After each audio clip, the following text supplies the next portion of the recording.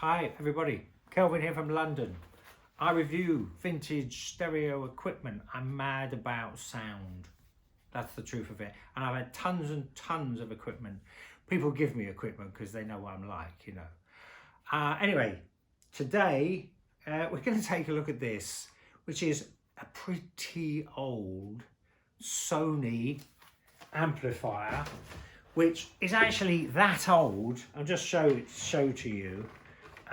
You know, it just, if you can see there, it says integrated amplifier, solid state. Yeah, it doesn't actually even have a code number on the front. It is actually a TA 1010. That's what it is. I'll give you a quick look at the back. And you know, it has these annoying screw terminals for speakers. You know, you can kind of get a picture of the age of it by looking at this. Now, it's 15 watts a channel, 1971, yeah? Now, a friend of mine lent this to me, and when I looked at it, I thought, well, I don't think that's going to work, you know? Or what I'm saying to you is, in my experience, that make, SONY, and when I look at this, I don't know, just because I've had so much gear, I just think, oh, the chances of this working properly are very low, yes. And I wasn't disappointed, yeah, I was not disappointed. I did get it to work of a fashion in the end, but it literally was like having a mind of its own. I landed up being able to do volume with the balance, and I think, yeah, the volume wasn't doing anything at one point. I can't really remember. It was doing all sorts of things. I also turned it off, and then 2 minutes later it started making music again. Yeah, because the transformer holds quite, you know, power. When you switched it off, it still got power, but literally 2 minutes later I suddenly like, what's on? What's going on? And it was this. It's just come back on. It was off. Yeah, switch was off. Anyway, I'm saying all this because I want to give you the picture. I'm reviewing this, and I'm going to do the sound. Bit surprising, but I wouldn't suggest that you went out and spent money on this, or, you know, this make SONY of this age, because it just, in my experience, they're just never working. I mean, some other makes will be working much better, like, you know, British things like Sugden or Quad or probably Sansui, but you know, when I look at this, and I just through experience, I don't expect it to work. So I'm not saying you should go out and buy it, and you know, you would probably get it very cheap if you like. It was quite good looking. Well, a nice retro look, you know, if it was to work. 15 watts, did I say that? I'll do the sound for you, because not as bad. You know, I was thinking, oh, is this just going to be awful? You know, it's just going to be distorted and have nothing good about it. It surprised me. It surprised me. It's a big, bold, forward sound, yeah?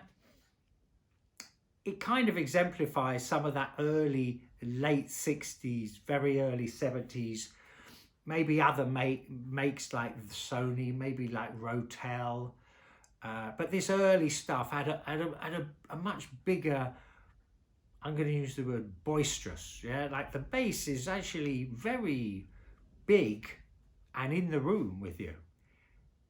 It's not refined, yeah? You know, you could put in a beautiful high resolution signal to it. You ain't getting a high resolution signal out, yeah? So you've had something like this, you want to put on a sort of big pair of old vintage speakers that are sensitive and big cones. You'll get, what you'll get out of it, you see, is the bigness, yeah? Whereas if you put on some modern, you know, cones and metal dome tweeters, you know, that would just not work out. But, you know, anyway, I'll just read from my notes about what I thought of this sound. The bass is big and bold and separate, yeah? Has this nice thing that you get in vintage stuff in particular, where kind of the bass feels like it's a different thing, which is nice. Again, not ultimately very refined or accurate, but not bad, you know, not bad.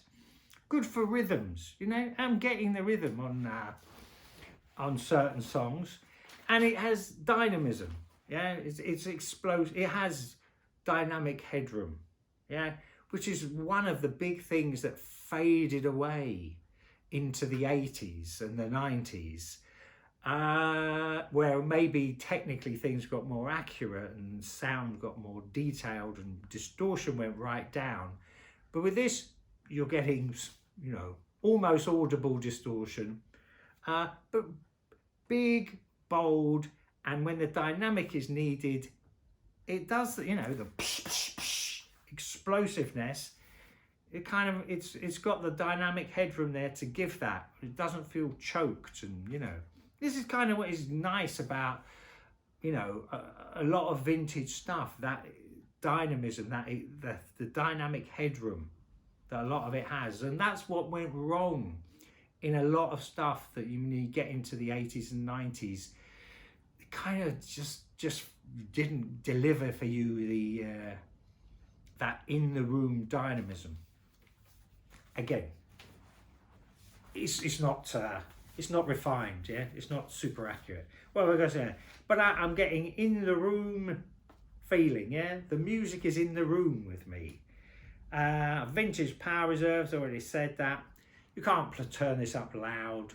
You turned it up loud, it will just start distorting. But it's enjoyable. I did enjoy it.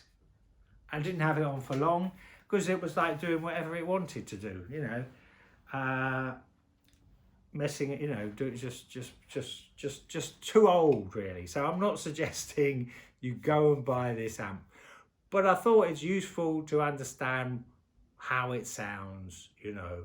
And really, this is, even if you spent a load of money on the parts and everything, it wouldn't be worth it, you know, because it's never going to deliver a great thing. You'd be better off spending as money, or say, from 1975. That's a better thing, you know. It was quite good looking, you know, quite nice looking retro thing, you know. But you know, you might find this for £20. If someone's asking £100 for this, this is one of those things. It's a retro amplifier, vintage stereo amplifier. This is not a great sounding vintage stereo amplifier, okay?